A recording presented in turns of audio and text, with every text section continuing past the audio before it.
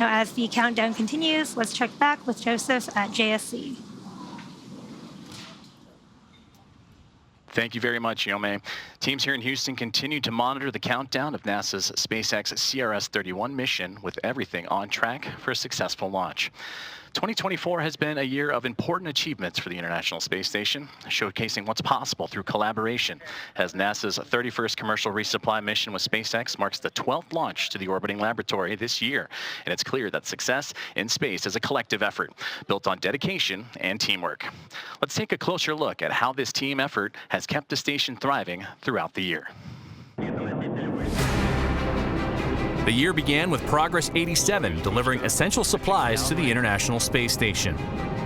NASA's SpaceX 29th commercial resupply mission followed, bringing critical research and hardware, ensuring support for science aboard the orbiting laboratory. Axiom Mission 3 expanded the station's research capabilities, introducing new perspectives from around the world. In March, NASA's SpaceX Crew 8 launched from Florida, each crew's transition mirroring the importance of coordination and teamwork in maintaining station operations. As the year progressed, NASA's 30th resupply mission with SpaceX and the arrival of additional crew aboard Soyuz MS-25 sustained the flow of research, resources, and explorers. Progress 88 reinforced the station's supply chain, maintaining momentum for new scientific discoveries. As summer arrived, Boeing's Crew Flight Test marked a key milestone in human spaceflight. And Northrop Grumman's NG-21 mission delivered supplies critical to daily life and research. The arrival of Soyuz MS-26 added to the station's capability for long-duration human spaceflight. With the recent arrival of Crew 9, the station continues to be a hub of progress and global cooperation.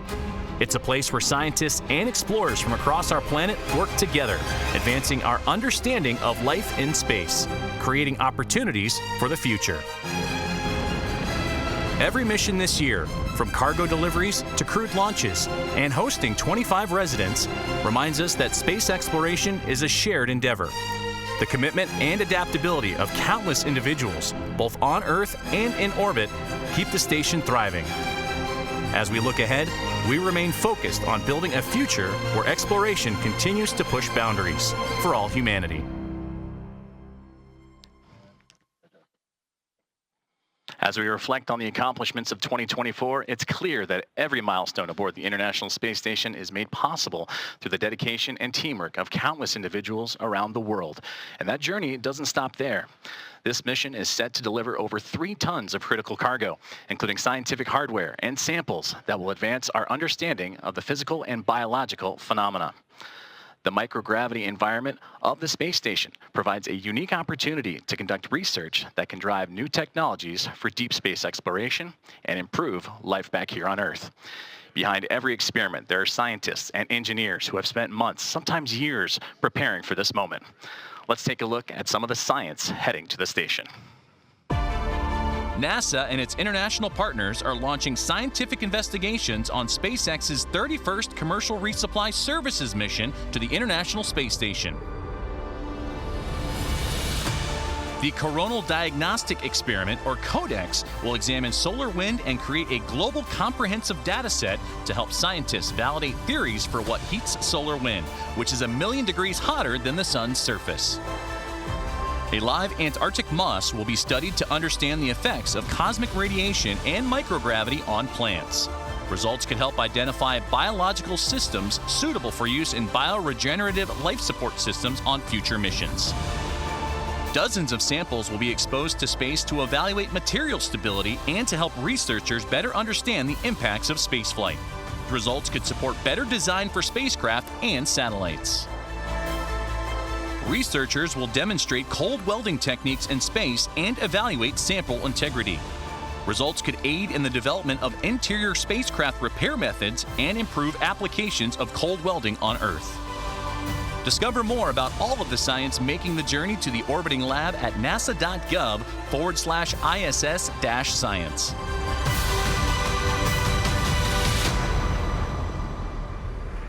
5, 4, 3, 2, 1. ignition, engines full power, and liftoff. Go SpaceX, go Falcon, go CRS. Vehicles pushing downrange. And we have liftoff. NASA's SpaceX 31st commercial resupply mission is on its way to the International Space Station, carrying science, supplies, and the spirit of exploration. Falcon 9 second stage, confirming spacecraft separation. Let's check in with Joseph as we prepare for nose cone deploy and preview what's in store for the rest of the flight. Thank you very much, Yome, and we're following along here from Mission Control in Houston, a wonderful launch of Dragon from the historic launch pad 39A at NASA's Kennedy Space Center in Florida, and it's great to see Dragon in orbit and starting its journey on the way to the International Space Station. We're continuing our coverage here in Mission Control Houston and awaiting for the nose cone to deploy, and that is currently about to begin here in just a few moments. The nose cone is at the very tip of the Dragon spacecraft, and once it's deployed, it will expose the 4 forward bulkhead Dracos. These Draco thrusters will execute a series of maneuvers necessary to raise Dragon's orbit and meet up with the International Space Station, and all that will begin in a little over half an hour from now. Now, for Dragon overall, it is carrying well over 3 tons of cargo that is heading to the International Space Station and the Expedition 71 crew, and that includes crew supplies, of course, science investigations, spacewalk equipment, vehicle hardware, and computer resources. And one thing that the Dragon is carrying also is a lot of food for the crew on board, and a common and fun question we get here at NASA is what kinds of delectables are inside Dragon and are on their way to the station for that crew who are anxiously awaiting them. And we did receive note that there is a fresh food kit that includes some fruits and vegetables, much like citrus and apples, some blueberries, sweet onions, and all that on its way inside Dragon right now. There are also 4 zipper crew kits, including crew preferences of coffee. With the holidays arriving, there's 1 bulk overwrap bag, or BOB, that features special occasion holiday items like lobster, crab, and quail.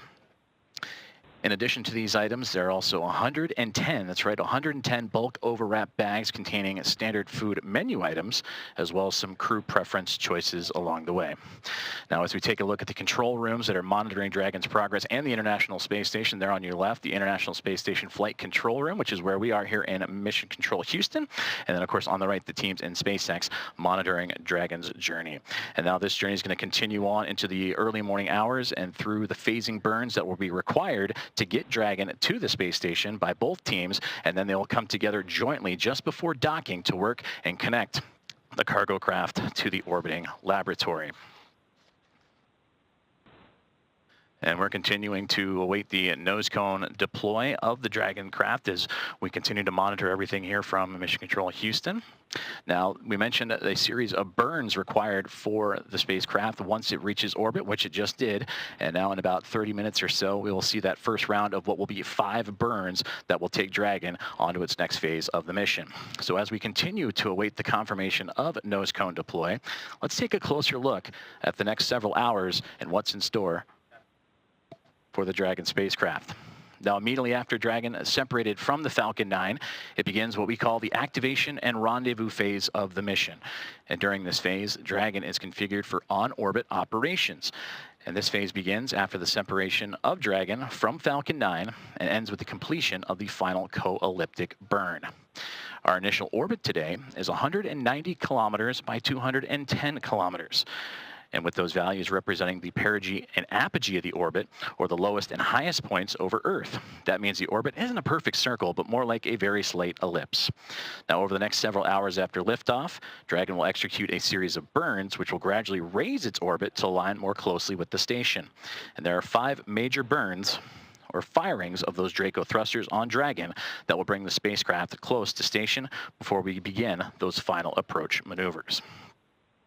As we take a look inside the nose cone of Dragon as we speak, as the nose cap is opening right in front of us, and continuing to watch the nose cone deploy, again exposing those forward bulkhead thrusters that will begin those 5 phasing burns for the spacecraft, and we will get video back as soon as possible. But to quickly take a look at some of those burns as the nose cone approaching the about halfway point of opening. The first burn is the phase burn, and that's the first major one that's going to come in about 33 minutes from now, and that's performed at the apogee, or the highest point of the initial orbit, and will raise Dragon's perigee, or lowest point, to a higher altitude. And then from there, we'll transfer over to the boost burn, which will happen in the early morning hours. The next burn, based on what our orbital data will show us, is that'll raise Dragon's orbit until its orbit reaches an altitude that is just 10 kilometers lower than the space station. And from there, we'll move into burn number 3, the close coelliptic burn. And that's followed soon by to place Dragon on an orbit roughly coelliptic with the International Space Station. And this means that the crew will be about 10 kilometers lower than the space station itself during the entire orbit around the Earth. And then we move into burn number 4, which will be the transfer burn. And this is called the transfer burn, where we will be raising Dragon's apogee, or again, the highest point of its orbit, to just 2.5 kilometers below the station. As we continue to monitor the nose cone deploy of Dragon as we speak, about 3/4 of the way there to transfer us into the burn breakdown of the 5th burn, the final coelliptic burn. And that is where we will round out everything with that final coelliptic burn to once again maintain a constant orbit beneath the station, this time just 2.5 kilometers below. And then from there, Dragon will get ready to line itself up, fine-tuning its way before docking in the early morning hours of tomorrow, and that'll start with the approach initiation and then make its way on to waypoint 0. As we continue coverage in a successful on-time launch of NASA's SpaceX 31st Commercial Resupply Services mission en route to the International Space Station. As nose cone deploy just a moment away from locking into position.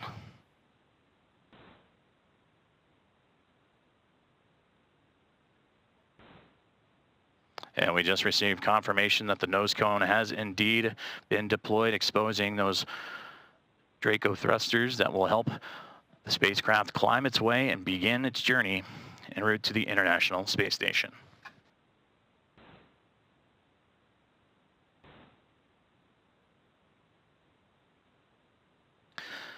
Now that the nose cone is deployed, Dragon is ready for its phasing burns to the International Space Station with a successful orbital insertion.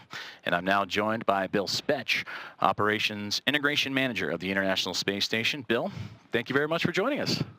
Great to be here. We've discussed the crucial role of collaboration and teamwork and dedication in making missions like this possible and ensuring a continuous flow of science, technology, and resources.